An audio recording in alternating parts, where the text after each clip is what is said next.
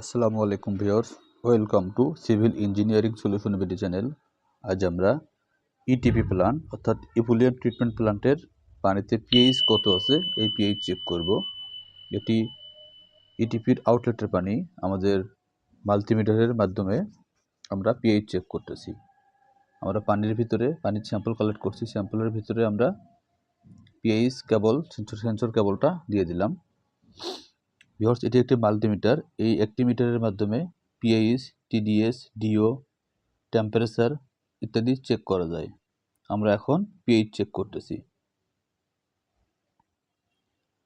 Viewers, এখানে stabilising লেখাটা আছে, এটা পূর্ণ হয়ে গেলে পিএইচ লক হয়ে যাবে।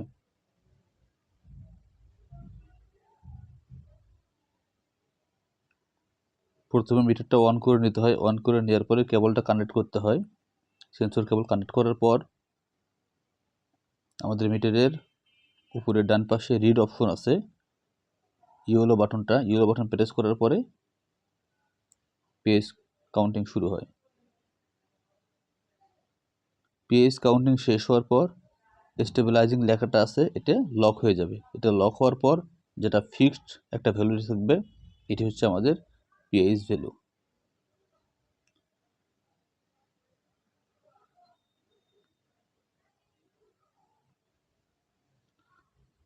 ইটিপি কিংবা এসটিপি পানিতে সাধারণত পিএইচ 6.5 থেকে 8.5 পর্যন্ত গ্রহণযোগ্য।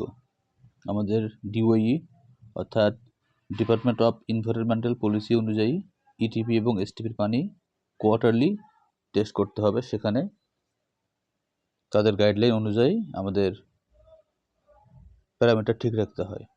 আমরা আজকে ইটিপির পানি টেস্ট করতেছি, আমাদের এসটিপি প্ল্যান্টও রয়েছে। এরপর আমি টিডিএস, ডিও, টেম্পারেচার, অন্যান্য প্যারামিটার ভিডিওগুলো আপনাদের দিয়ে দেবো। ভিউয়ার্স, আমাদের 7.96